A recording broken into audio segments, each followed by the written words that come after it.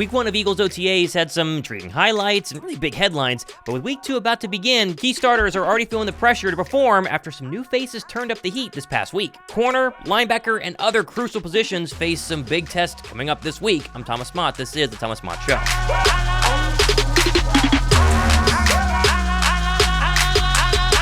Now, position battles are not won or lost during OTAs. We all know that. Teams reserve training camp and preseason games to really determine who stays and who goes, but how the coaching staff views you heading into training camp does matter in terms of these 10 offseason training days, which the Bears have a few left here in late May, and then some mandatory training days beginning in June. And if Week 1 of OTAs last week gave us a glimpse of some of the new faces on the Bears roster, Week 2 is going to be pivotal for some of the Eagles likely facing fierce competition to not only maintain their starting jobs, but maybe earn them heading back into camp. And if you're Nakobe Dean this week, you got to be feeling a ton of pressure for two big reasons. Like, one, he's not healthy. He can't actually participate in any full practices during the next couple of days due to his ongoing recovery from the Liz Frank injury suffered early last season. But even if he was healthy, the Eagles have proven back-to-back seasons they just don't trust him yet. Or at least he hasn't earned enough trust for them not to go to the market and sign competition at his position. Like last summer, he was supposed to be LB1, and then halfway through camp, the Bears brought in Miles Jack and inevitably Zach Cunningham. This offseason, Dean, once again, should have been LB1 on the depth chart until the Eagles went out and signed Devin White and then drafted Jeremiah Trotter Jr. And all reports on the newly signed White is that he's LB1. He's been LB1 heading into OTAs. He looked the part at least the past couple of days, and Nakobe Dean at best can be linebacker 2 at the start of the season. And that's just the former All-Pro Devin White. Like, Dean now has to deal with newly signed Fangio favorite Zack Baun and rookie Jeremiah Trotter Jr. And despite Trotter Jr. not being talked about a lot, at least the first couple of days of OTAs, because, he is a rookie, he's a 5th-round draft pick, he's probably going to be a little underwhelming this week. He has a ton of starting college football experience, and if he were to get hot in training camp in a couple of months, especially in those preseason games as well, the Birds would have zero issue swapping an often injured Dean for the new young buck and Trotter Jr. Dean will still probably enter training camp as one of the 2 starting linebackers, but his leash is going to be so darn thin, he's got to be feeling extra pressure this week just due to the fact he can't even be out there on the football field. Now, I know you're expecting James Bradberry to be on today's video, and rightfully so. Like, his 2023 campaign was marked by constantly getting targeted, constantly getting beat, just overall a massive drop in his former, at one point, Pro Bowl level, at least in 2022. And sure, Bradberry has a ton of pressure heading into Week 2 of OTAs and especially into training camp, but Bradberry is going to be the starter Week 1 of training camp. Now, that could change Week 2, Week 3, Week 4 of training camp, but Bradberry securely has a starting position on this Eagles defense, even though he wasn't even at OTAs this past week. The corner under way more scrutiny has got to be Kelee Ringo. Like, imagine you were Ringo. You're a 3rd-round draft pick this past season. Everybody says you're the next man up. Once Slayer Bradberry leaves, you're going to be the starting cornerback, and then Philadelphia spent the entire offseason adding not one new corner in Quinyon Mitchell, but technically a second in Cooper DeJean. And in Mitchell's case, his ceiling is already way higher than Ringo's ever was. Even with a year under Ringo's belt at the NFL level, everybody agrees Quinyon Mitchell is a much, much better prospect. Throw in Isaiah Rodgers, who turned heads during Week 1 of OTAs, who started probably in Ringo's spot because he wasn't there, and his depth chart position, at least for Kelee Ringo, has got to be sliding even this early during OTAs. I know people are kind of talking about how Ringo wasn't at OTAs, and that's a bad look, or maybe he just has personal reasons going on. The truth is, we don't really know, but the fact that he's not there right now isn't helping his position in terms of trying to get at least a backup cornerback spot on this Eagles depth chart. Now, in case you missed it yesterday, I'm giving away this Jalen Carter Nike t-shirt later this week, and if you didn't enter yet, all you gotta do is watch yesterday's video to learn the keyword in the comments section. Go ahead and check that one out and get entered for the Carter t-shirt giveaway happening later on this week. Now, when Saquon Barkley signed, every other running back on the Eagles depth chart instantly got demoted, and honestly, rightfully so. But if you're Kenny Gainwell right now, you gotta be feeling a ton of heat after how he went this past offseason and drafted your replacement in Will Shipley.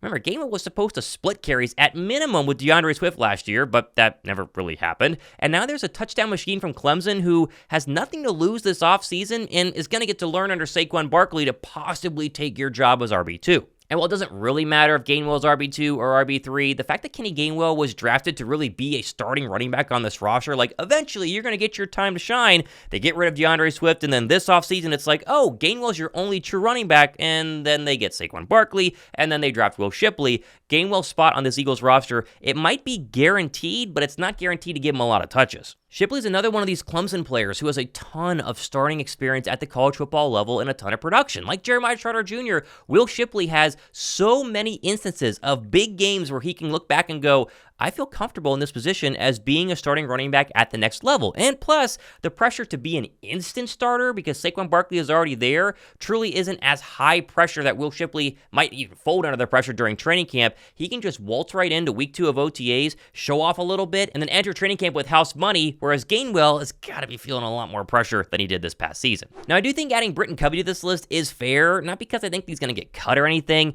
but even after being a top punt returner in 2023, Philadelphia showed they don't really care that much because they drafted 2 viable punt return options in Ainias Smith and especially Cooper DeJean. And usually for a UDFA wide receiver like Covey, you can kind of get by adding special teams value, being a punt returner. That's how you stay on the 53-man roster.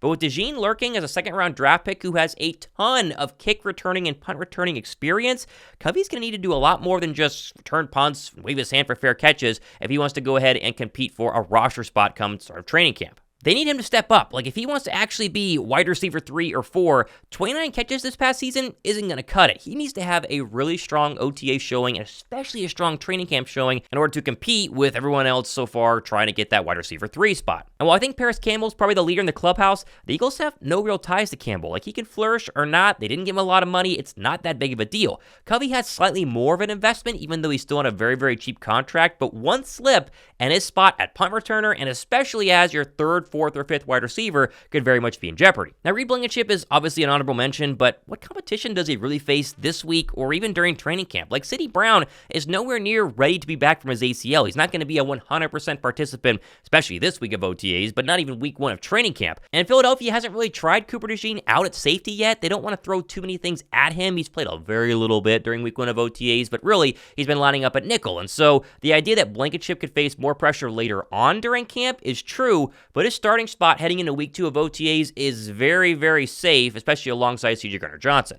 Now, make no mistake, Philadelphia's depth is a lot stronger at some of the more weaker historical positions than Philadelphia's had the past couple of seasons. Running back looks pretty darn good. Linebacker has very interesting depth now. Cornerback is just absolutely loaded, and so these are all good problems to have.